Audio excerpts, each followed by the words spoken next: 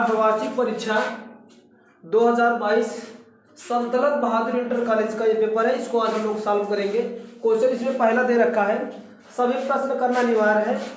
ये पहले प्रश्न आप जो भी हो डाल देना, यहाँ पर लिखना प्रश्नोत्तर नंबर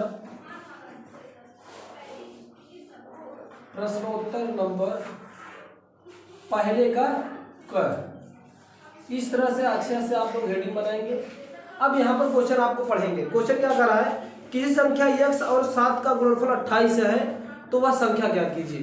क्या रहा है कि किसी संख्या, मान लो संख्या क्या दे रखा है x का गुणन, x और 7 है, 7 का गुण, दोनों का गुणनफल है तो दोनों का गुणा कर दे रहे हैं। और गुणा करने पर इसका जो गुणनफल है कितना दे रहा है, 28 दे रहा है ना।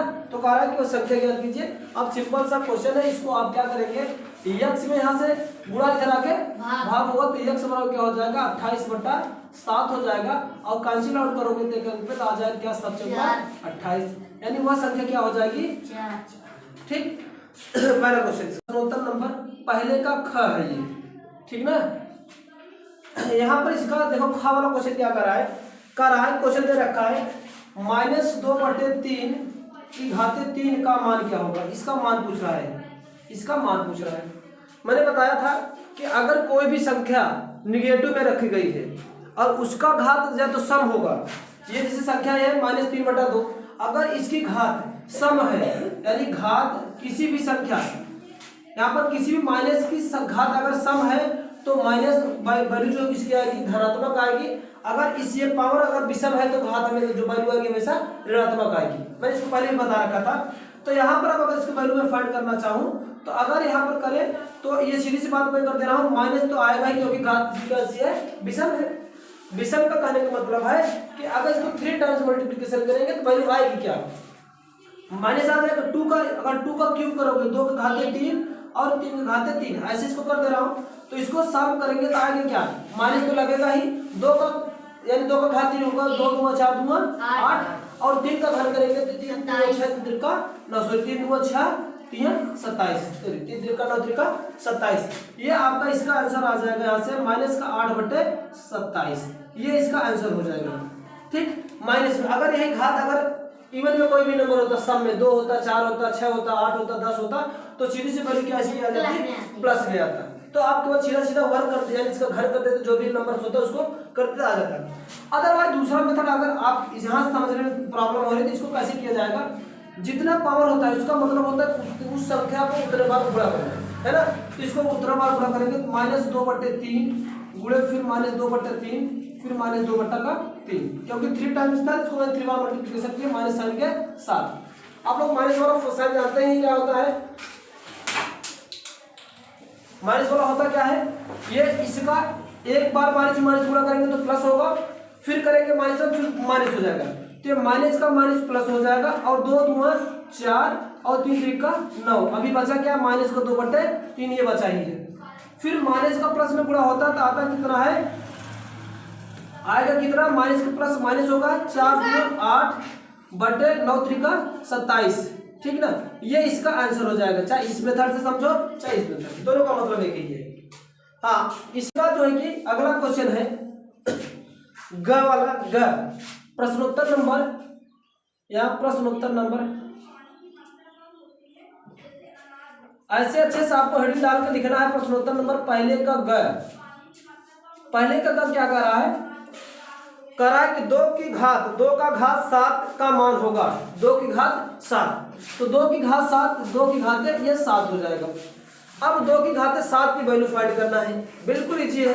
करना क्या है, 2 का मल्टीप्लिकेशन 7 टाइम करना है, कितने टाइम, 7। अगर इसको करें तो 2 गुणे 2 गुणे 2 गुणे 2 गुणे 2, 2 2 4 6, 2 2 4 5 हुआ, 5 1 6 और ये 7, ये इसका। अगर वैसे भी काउंट करना चाहे मल्टीप्लिकेशन तो 2 दूना 4 दूना 8 दूना 16 दूना 32 दूना 64 और 64 दूना ये कितना होता है, 128। ऐसे मल्टीप्लिकेशन कर लो, यानी कहने का मतलब 2 की घात 7 की वैल्यू आ जाएगी 128, ये इसका आंसर हो जाएगा। ये तो ऐसे में डायरेक्ट गुणा कर लिया, 2 की घात मैंने 7 बार मल्टीप्लिकेशन कर लिया। अगर ऐसे गुणा करना चाहो देखो 2 दूना 4 दूना 8 दूना 16 तक की वैल्यू आती है, 16 ये होगा, इसकी वैल्यू 16 आ गया, 2 दूना 4 दूना 8 ये हो गया, गुणा कर लो तो इसकी वैल्यू क्या आ जाएगा 16 × 128, 12 तो आता टेबल तो आता ही सबको, 16 × 28 से ऐसे करो, दोनों की वैल्यू बेथोर सेम। अगर ऐसे आपको प्रॉपर्ली आ जा रहा है तो 2 की घात 7 में, तो ऐसे पढ़ा पढ़ लो, 2 2 4 2 8, पढ़ा नहीं पढ़ना है, उसका हमेशा मल्टीपल होता जाएगा, 2 2 4, फिर 4 में 2 का 8, 8 में 2 का करेंगे 16, 16 में 2 करेगा तो 32, 32 में 2 करेंगे 64, 64 फिर 2 का गुणा करेंगे तो 128 आ जाएगा, ये वैल्यू आएगी। ठीक, लिखना पड़ेगा आपको, पेपर जब मिलता है पेपर में से ही लिखना पड़ेगा। मैं पेपर लिखने का टाइटल बता रहा हूँ किस तरह से लिखा जाएगा। आगे है प्रश्नोत्तर नंबर पहले का घर, है ना, पहले का घात। खूब अच्छे से हेडिंग बनाएंगे, हेडिंग बना के तब क्वेश्चन को आप लोग लिखना। कह रहा कि 4 की ग्रह चाय का मूल्य 420 रुपए है, तो 12 की ग्रह चाय का मूल्य क्या होगा। ये 2 मेथड पे आएगा, या तो अनुपात और समानुपात पे करो, या तो इसको जो है कि एक एक नियम से। तो हम एक एक करके पहले हम जो है कि अनुपात और समानुपात देखते हैं। तो अनुपात और समानुपात एक साइड लिखते हैं कि ग्रह यानी चाय, एक साइड लिखते हैं चाय और किसमें किलोग्राम में, ठीक है ना। दूसरे साइड इसका मूल्य लिखते हैं, ठीक है ना, दूसरे साइड इसमें मूल्य लिखते हैं, मूल्य क्या है, और वो भी रुपए में। ठीक, अब जो जो चीज दिया उसको कर लो और जो नहीं चाहिए उसको मान लो। कह रहा है कि 4 की ग्रह चावल है, सॉरी 4 की ग्रह चाय है, कितने रुपए के दे रहा था 420 रुपए का। ठीक, फिर कह रहा है 12 की ग्रह चाय कितने रुपए का मिलेगा, हमें पता नहीं, उसको पूछ रहा है, हम क्या कर ले उसको x रुपए मान ले रहे हैं कि 12 की ग्रह का जो चाय होगा उसका मूल्य x रुपए। मैंने बताया था क्या कि हमेशा कम से ज्यादा पे लगाओ या तो ज्यादा से कम लगाओ, समानुपात है तो दोनों साइड पे लगेगा।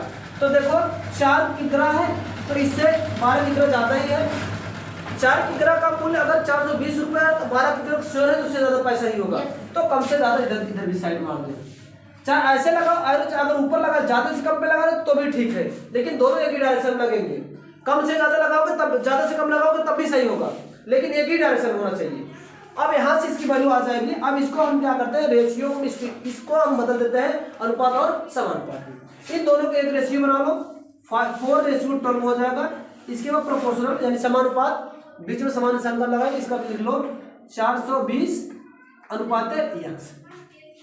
अब यहाँ तक करने के बाद यहाँ पर एक रूल आता है क्या, y पदों का गुणनफल बराबर अंतर पदों का गुणनफल। तो जो बाहर पद है वो बाहर पद कहा जाते हैं, और बाकी जो दोनों शेष बच जाते हैं उसको अंतर पद कहा जाता है। तो दोनों का गुणनफल आपस में बराबर होते हैं, तो हम इसका गुणनफल आप कर लेते हैं, इसको हम यहाँ पर करते हैं। चलो गुणा करो, 4 का गुणा इसमें करो और 12 का गुणा इसमें कर लो। 4 का गुणा x में करोगे तो 4x, और इसका गुणा इसमें कर लो तो 12 × 400 का 20। अब इसको अब थोड़ा सा सोल्यूशन आप लोग जानते हैं, क्योंकि 4 इधर x के साथ मल्टीप्लिकेशन है, x की वैल्यू याद करना, उधर जाएगा तो भाग हो जाएगा। तो x बराबर क्या हो जाएगा 12 मल्टीप्लिकेशन बाय 420 डिवाइड बाय 4, है ना।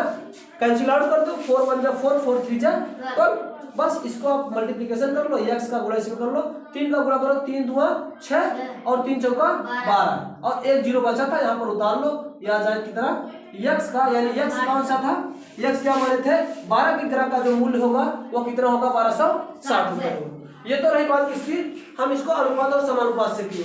दूसरी बात बढ़ती है यूनिटी मेथड, एक एक नियम को हम देख लेते हैं, इसको हटाते हैं ये सब। हाँ, दूसरा